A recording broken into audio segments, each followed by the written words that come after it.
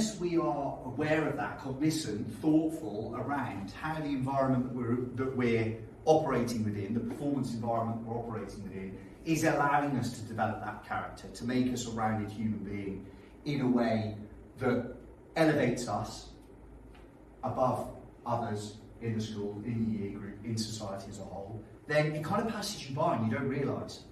And I can tell you that from experience. The kind of high performance experiences I had in the game, at the time, at your age, had no sense of reflection, understanding of the kind of values and the kind of work ethic and things that were being embedded within me. And actually only more recently, in my 30s, have I come to realise and really appreciate and value what I was exposed to and how it's made me a more successful human being. So to do it early, you are pushing, nudging yourself ahead of the competition. This stuff, guys, this is what employers are measuring. Because every Tom, Dick, Harry, 40, 50, 60% of applicants have got AAB, or have got AAA, or a couple of A stars. So what? That's just an external, extrinsic measure that's just a bit of paper. I haven't got any A levels. I have 0 A levels. I work at one of the best schools in the world,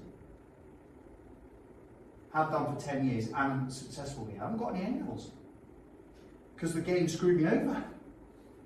But I'd still take that all day long because I've got that awareness, understanding, appreciation for the character development I was exposed to.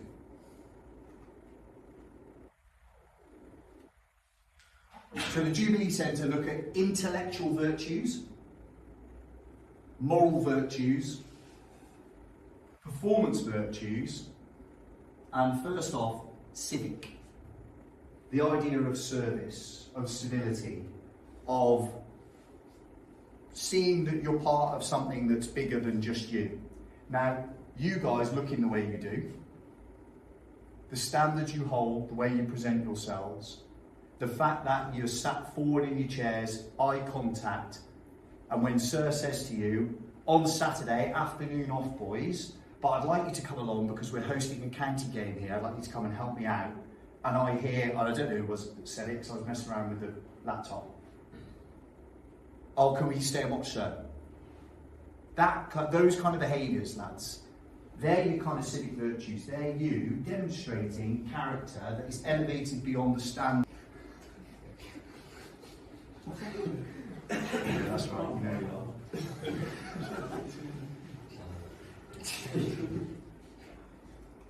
Developing character involves nurturing intellectual performance and moral virtues that will contribute to your well-rounded individual and collective, to give you more purpose, to give you more meaning, and more ability to exert yourself as a human being in whatever environment you find yourself.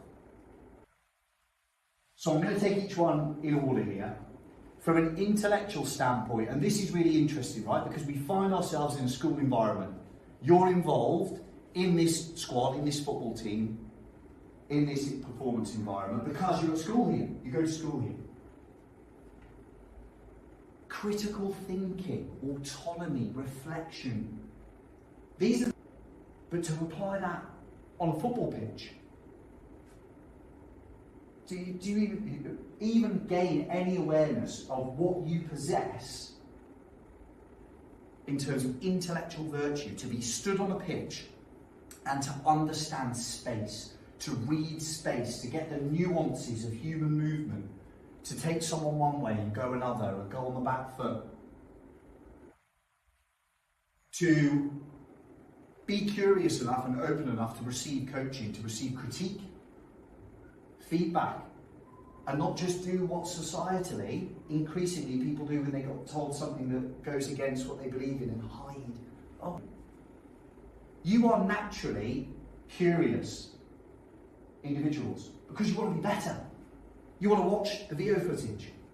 You want to dissect it. You want to work out why that goal went in. You want to work out why you weren't able to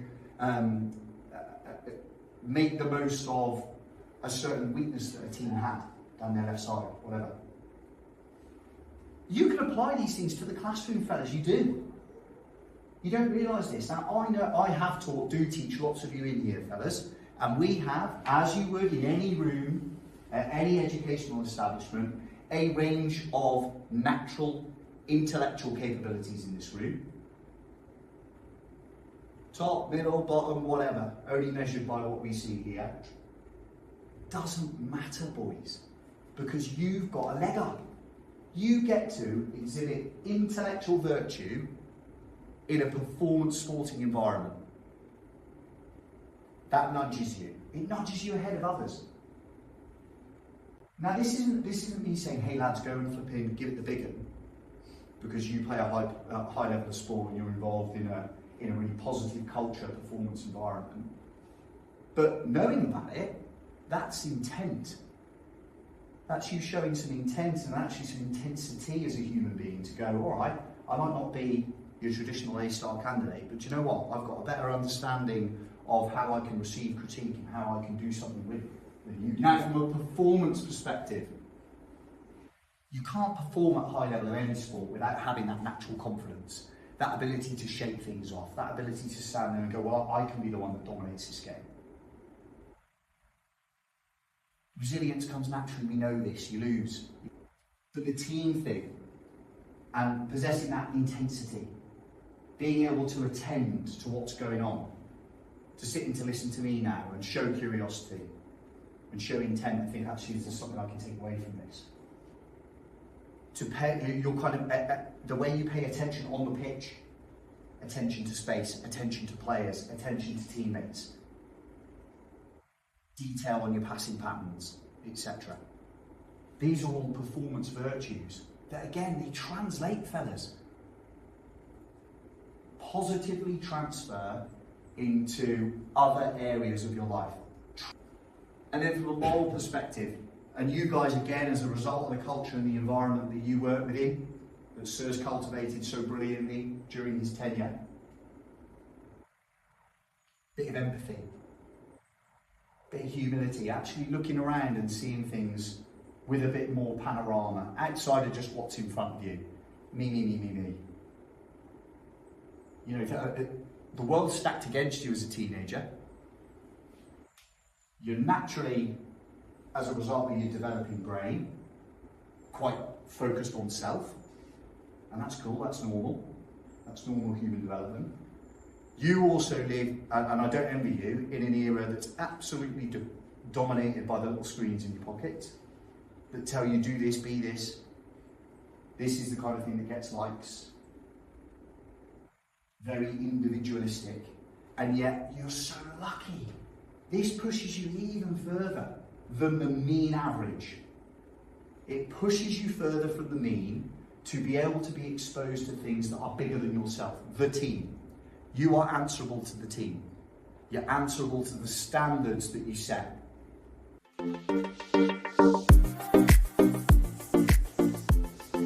Now, I saw the document that was produced off the back of the work that we did with Captain Brooks. Those three words stood out to me. Accountable, having that level of accountability within the squad, knowing that you're part of something that's bigger than you, that moral virtue, that performance virtue, character demonstration. And actually, fellas, do you know what? When people drop below it, being able, accountability is also about telling someone, do you running? And respect, you know what, fellas, that respect piece is beautiful. Respect each other, respect yourself, respect the game, respect the history of the ground casuals, respect the shirt. Because all of that shows character that I promise you, you can pick up and you can carry with you. It's like a suit of armour that will elevate you from the competition. When you put yourself in an interview situation, or when you put yourself in any kind of metric or measurement by which your futures will be decided in the world of work, or whether you've got that extra bit of intensity, or that extra just half a second of attention to recognise something, they'll be the